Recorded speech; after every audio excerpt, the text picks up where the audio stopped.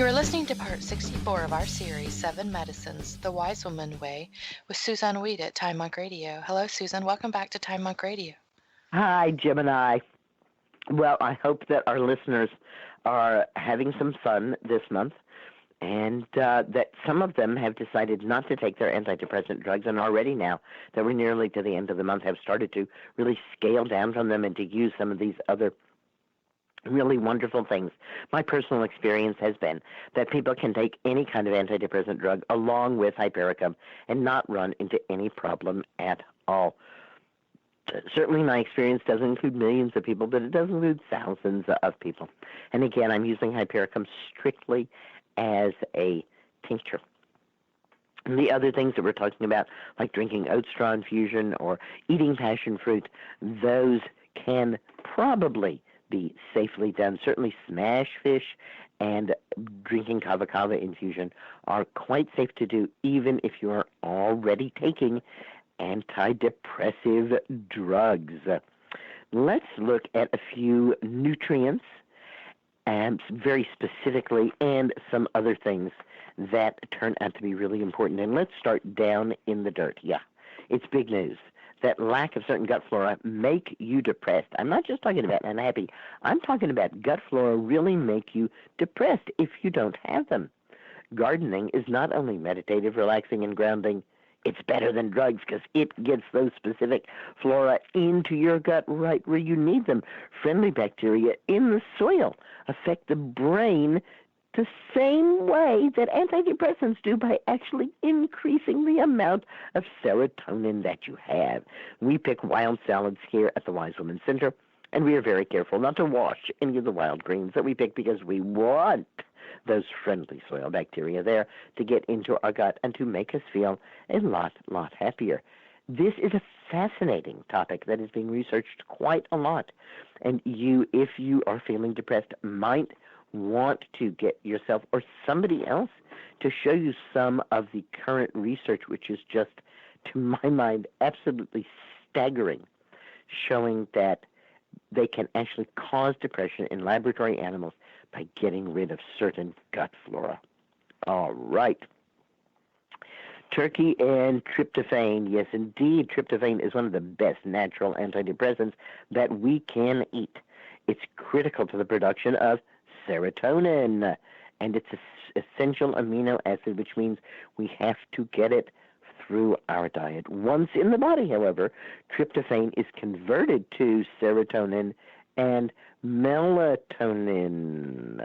SSRI drugs increase the amount of serotonin in the brain, but they do it in such a way that it makes it very addicting. Tryptophan, as found in natural foods, increases serotonin levels without side effects or addiction. So here is another way to get yourself off of those drugs if you are taking them. British researchers found that taking 1,000 milligrams of tryptophan 3 times a day relieved depression as much as drugs did. If you don't want to take supplements, eat more tryptophan-rich peanuts, fish, milk, dates, and chocolate. And even though red meat doesn't contain tryptophan, we can actually get tryptophan by combining things that are in red meat. Turkey, of course, is the ultimate source of tryptophan, and it also contains a lot of other nutrients that seem to be connected to depression, such as the B vitamin complex. Other sources of tryptophan include, surprise, watermelon, also quinoa, oats, sesame, avocado, and potatoes. So let's look at that vitamin B complex. Foods high in B vitamins, and especially high in folate or folic acid, are known as natural antidepressants. It's not for nothing that when we're feeling down, we want to eat some carbohydrates. Carbohydrates are supposed to be rich in B vitamins. Now, what we mostly have access to in many situations is refined carbohydrates. And while on the surface of it, refined, like pure, sounds pretty good, what it really means is that the good stuff has been taken out, like the B vitamins have been taken out. Yeah, some small amounts of synthetic versions have been put back in to those now devitalized white flours. But really the trick here is to go whole grain. The whole B vitamin complex is critical for metabolizing homocysteine in levels which can help to deal with depression. So homocysteine can create depression, and B vitamins metabolize or get rid of homocysteine. The B vitamin complex is water-soluble and is not stored in the body, so it's something that we need to think about on a daily basis. It's not like you can just say, oh, well, I ate some whole grain yesterday. No, every day. B vitamins are especially important in the production of neurotransmitters, which regulate mood. Harvard researchers found that about 15 to 38% of people in the United States who have depression are folate deficient. Now, that doesn't mean that low folate causes depression, but it does mean that if we're depressed, we have low folate, and bringing it up is a healthy move. We also find that women who take birth control pills and get depressed usually are low in vitamin B6, pyridoxine, which is a cofactor for the enzymes that convert L-tryptophan to serotonin. So vitamin B6 deficiency can walk us right up to the edge of depression. Hooray for turkey, which has not only the tryptophan but the vitamin B6 right there together. And there is some evidence that people with depression respond better to any treatment if they take a vitamin B12 supplement. B12 deficiencies, of course, are common among vegans, can occur among vegetarians, and are also somewhat common in people who take certain classes of drugs. As we age, our vitamin B12 levels can go down because stomach acid goes down, and stomach acid is critical for getting the vitamin B12 out of food. Foods that are high in B vitamins, basically it's everything: meat, fish, whole grains, beans, peas, eggs, avocado, banana, nettle, amaranth, bok choy, broccoli, Brussels sprouts, butternut squash, celery, corn, beans, kale, sweet potato, cabbage, collards, and spinach. Doesn't that sound like quite the exciting and marvelous dinner? Magnesium plays an important role in biochemical reactions all over the body. In fact, I don't think a year goes by that I don't meet some practitioner who is wildly, almost hysterically, devotedly into magnesium. And each time I meet one of these people, they are absolutely convinced and do their best to be convincing that everything that's wrong with everybody can be fixed by giving them magnesium. It's certainly true that the severe deficiency of magnesium does cause depression, behavioral disorders, headaches, muscle cramps, seizures, psychosis, and irritability. And it's also true that a century ago, when the average American magnesium intake was about 400 milligrams daily, only about 1% of Americans were depressed. Nowadays, the average American's getting half that, about 200 milligrams of magnesium daily, and rates of depression are soaring. So maybe we all do need more magnesium. I bet you know where to get some. Go drink your nourishing herbal infusion. Those nourishing herbal infusions of nettle, or oat straw, of red clover, or linden, or of comfrey leaf are teeming with lots and lots and lots of bioavailable magnesium for you. And you can also eat figs, almonds, chocolate, sea vegetables like nori, wakame, dulse, kelp, pumpkin seeds, bananas, okra, Swiss chard, nettle, all leafy greens, hazelnuts, dates, and avocados. Yay! For magnesium tastes very, very good. I find that when people are drinking their nourishing herbal infusions, that they get such a huge amount of minerals that their moods become quite stable. And certainly life gives us ups and downs, but we move through those more gracefully and spend far less time in the ditches when we are well nourished with the nourishing herbal infusions. Carbohydrates boost serotonin levels. Go for the carbs. That's why we reach for them when we're feeling blue. But those refined carbs cause a blood sugar crash, and studies find, yes, indeed, there is a strong link between the use of refined sugar and depression. Could your depression really be relieved by something as simple as getting the sugar out of your diet? The difficulty is that for most people who are depressed because of the amount of sugar they're eating, they're not going to stop eating that amount of sugar. I actually saw somebody who does some yard work for a friend of mine put 6 teaspoons of white sugar in his cup of coffee. And I said something to her later, and she said he hardly eats. He gets almost all of his calories from sugar. He drinks cup after cup of coffee with huge amounts of sugar in it. This person is mildly depressed almost all the time. It's no wonder. I think of refined carbohydrates as kind of like teasing your body and saying there might be some real food here, but we're not going to give it to you. Anybody would be depressed if we got teased that way, that we couldn't really get to the real food. So get some complex carbohydrates, and they will boost and sustain serotonin without spiking your blood sugar.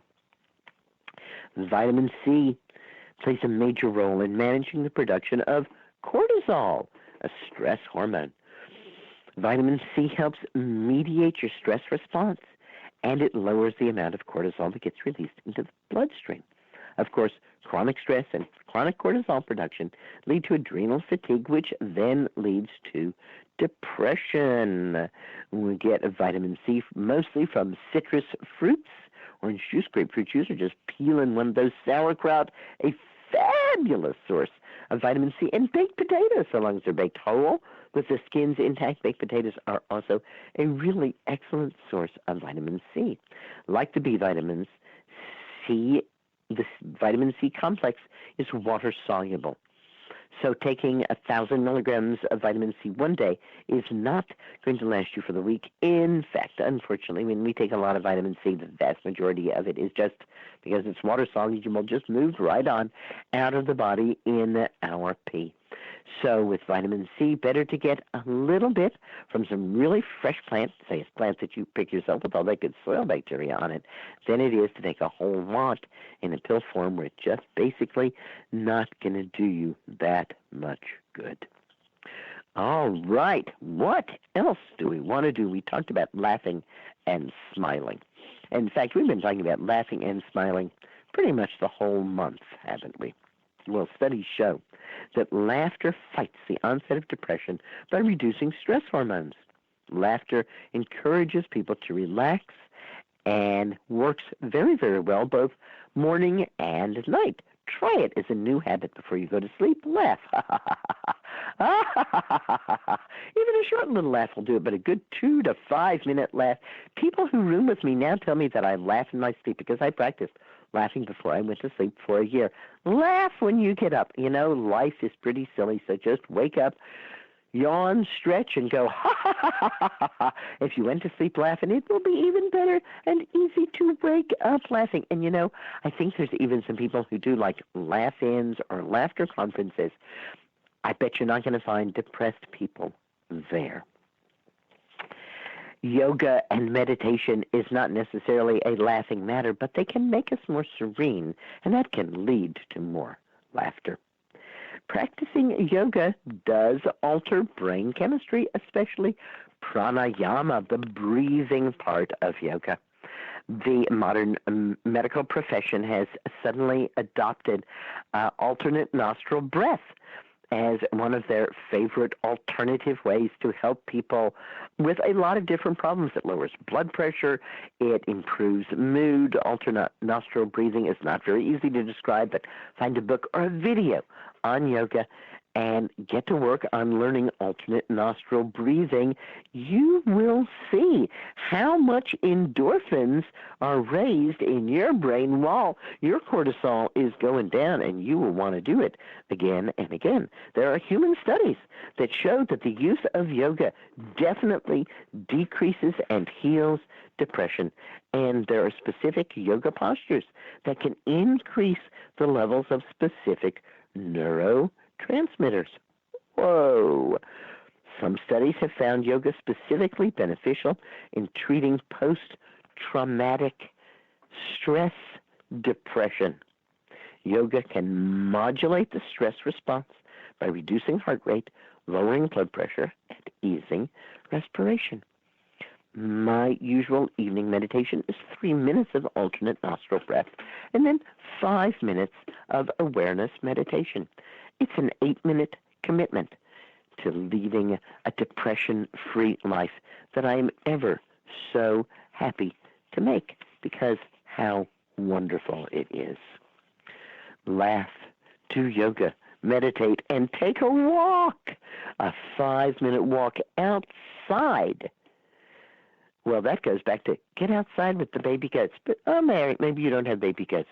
Get outside. Take a 5-minute walk. Maybe it's just up and down in your yard. It's okay. You don't have to go anywhere. You don't have to measure how long it is. It doesn't have to be a certain distance or a certain number of steps. What we want you to do if you're feeling depressed is to get outside. Just get outside, because things outside are happy. In fact, it's my belief that all of existence is in a state of bliss. And that when we go outside, even if we're feeling grumpy, even if we're feeling beset, even if we're feeling grief, that the bliss of nature is going to niggle at us and draw a smile to our lips, and may even bring us to a whole belly laugh when we see some of the antics of the flora and the fauna of our beautiful, beautiful world. And for those of you who say, I'm not even going outside, that's it, you have to give me something that I can just sit here and do, all right, turn on some minor key but upbeat music. I'm told that Hey Jude is in a minor key, and certainly is upbeat, and that piano concertos in a minor key can also be found, which are reasonably upbeat. In fact, according to recent research, people are happier in both the short and the long term when they listen to up-tempo music. So no draggy-baggy music. We want our music to boop, boop, boop, and to help us have a happier mood. All right? Did you know that language triggers the pleasure pathways in the brain? I have often teased in a kind of tongue-in-cheek way that I am addicted to reading, and now I see I really am. I'm as addicted to reading as some little mouse is to pushing that little lever. I can't go without reading. Oh my gosh, my brain is like totally fixated on reading. When I read, I get such pleasure from it. Well, we can use that. We can use that to turn off depression. What form of words helps you to turn off depression? Are you the kind who calls a friend and talk? Are you the type who wants to write in your journal? Are you the type who would prefer to send an email or post on some social media?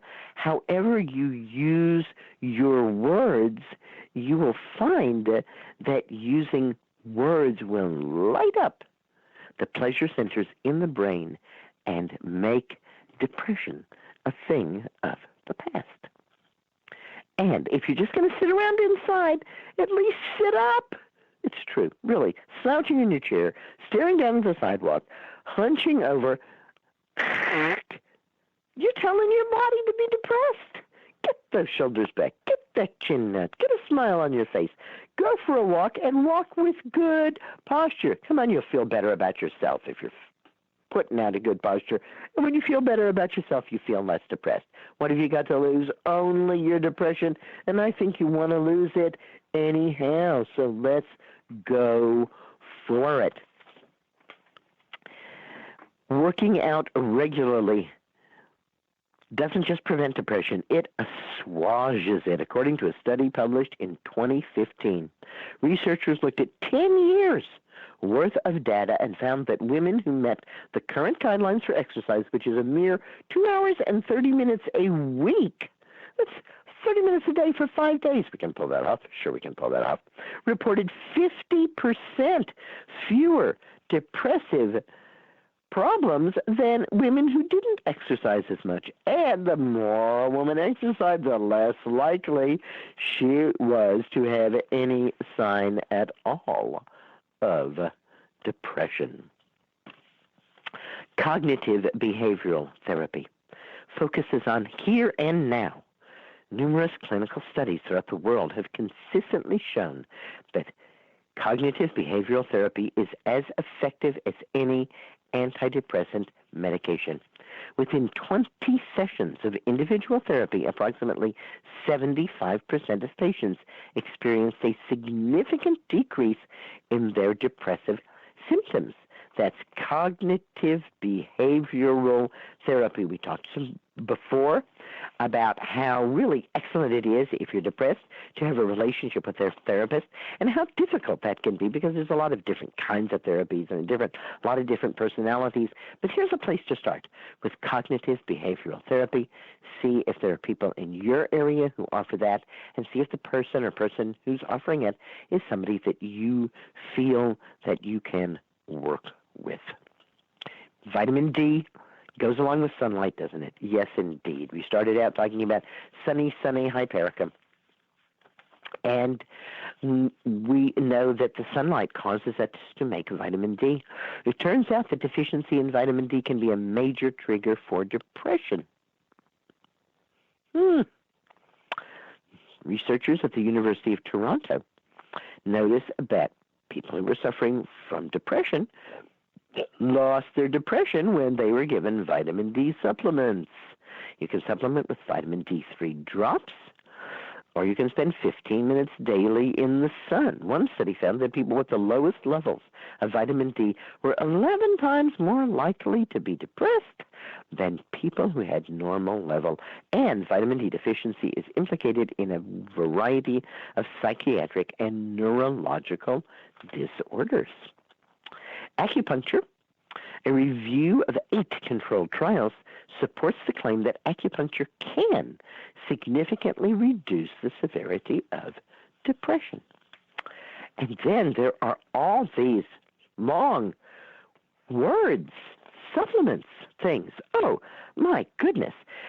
People would say that if you're dealing with depression, you could take some SAMe, an amino acid, SAMe. There are a few studies that indicate it might be useful in the treatment of depression. Or how about 5-hydroxytryptophan, 5-HTP? It's a natural alternative to a traditional antidepressant, because when your body wants to make serotonin, it has to first make 5-HTP. Ho, ho, ho. So you give it a little leg up there by taking the 5-HTP, and there is evidence that suggests that taking 5-HTP and tryptophan together is better than placebo at alleviating depression. 5-MTHF is a metabolically active form of folate, and we talked about the necessity for folate. Again, this is moving back in the chain. I strongly prefer food. DHEA, I'd rather have food. GABA, I'd rather have food. And taurine, another protein. You are going to get plenty of all of this stuff by drinking your nourishing herbal infusions. So let's go for that rather than these other things. Dr. Paul Keedwell, an expert on mood disorders at the Institute of Psychiatry in King's College London, says that depression is not a human defect, but a defense mechanism. It forces a healthy reassessment of our personal circumstances. Do not beat yourself up about being depressed. It will run its course, and it will help you to see your situation in a new way. He ends, allow depression to deepen and enrich your human experience. Here's an interesting article on ketamine. Ketamine is a drug that shows great promise in quickly easing depression. Depression is a pernicious problem with few good treatments. This is in Science News. Antidepressants don't work for everyone, and when they do work, they can take weeks to kick in before they work, and then more weeks to kick out when you don't want to take them anymore. Ketamine was developed in the 60s and is now used by veterinarians to knock out animals, and amazingly enough, it seems to ease depression in minutes. Not days, not weeks, not months. Ketamine does come with serious side effects, including hallucinations, floating sensations, and clumsiness. And at high enough doses, it is an anesthetic. But those researchers are thinking they can find a way around these things. Meanwhile, you can ask your doctor for ketamine, but your doctor is probably going to give you the evil eye for asking about it, because it is considered a street drug and something that people use to get high. But how interesting that it has this great instant effect on dealing with depression. All right, I hope you aren't all fought out, because let's talk a little bit about the vagus nerve. Vagus means wandering, and the vagus nerve plays a vast role in so many body functions. It controls heart rate and blood pressure, digestion, inflammation, immunity, sweating, the gag reflex. In fact, it's a huge communicator between the brain and the entire rest of the body. It's really the only nerve that does this. In 2005, the Food and Drug Administration approved vagus nerve stimulation to treat drug-resistant depression. Vagus stimulation increases levels of the neurotransmitter norepinephrine. Vagus stimulation prompts release of acetylcholine. Acetylcholine is a neurotransmitter like norepinephrine, and working together, they can actually help prevent inflammation. After 42 days of vagus stimulation of 1 to 4 minutes per day, over 80% of the people who had this vagus nerve stimulation found that their depression was less. After a week of once daily, minute-long stimulation session, swelling in ankles can be shrunk by more than 50%.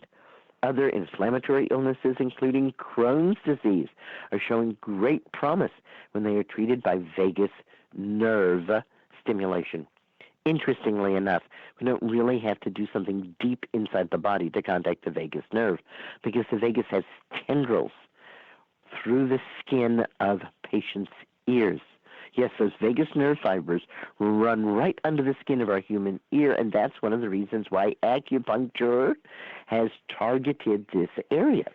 Studies have explored using stimulation of these ear fibers to treat heart failure, epilepsy, and severe depression, as well as memory loss, headache, and even diabetes. The vagus nerve controls such a huge variety of hormones, including acetylcholine and norepinephrine.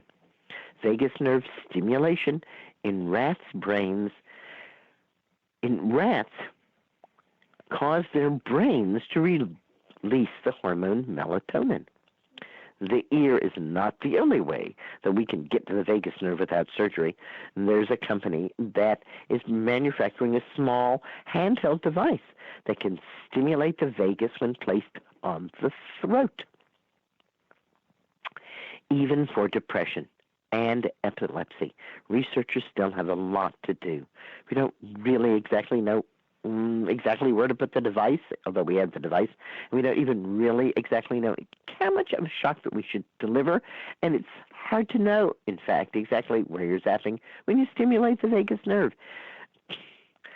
vagus stimulation. It's kind of like flipping on a light switch in one room of the house and discovering that this endows all other rooms in the house with magical powers. It's true. When I stimulate the vagus nerve, says Gareth Ackland at University College in London, I don't know exactly what's going to happen, and I don't know for how long it's going to happen, and I don't know if it's going to stop happening. There's just so much that we don't really know about the vagus nerve, but what we do know is that it is a great place to look for relief from depression. And that wraps up our month, which started out very depressed and has gotten happier and happier as we have gone along, seeing all of the wonderful, fun, easy, pleasant, delicious things that we can do for ourselves to prevent and to deal with depression. That no matter what's happening to us now, whether we're taking drugs or not, that we can use simple and safe herbal and home remedies. Laugh, take a walk, take some hypericum tincture, drink a beer, eat a turkey leg, have some chocolate. Getting over depression and preventing depression really isn't that hard at all. This is Susan Weed here with you at Time Monk Radio, reminding you that herbal medicine is people's medicine, and that when you're outside playing with the plants and the goats, depression is just a word and not a feeling at all. Thank you so much, Gemini. I so enjoy spending time here with you at Time Monk Radio. Thank you, Susan. It's our pleasure to have you join us.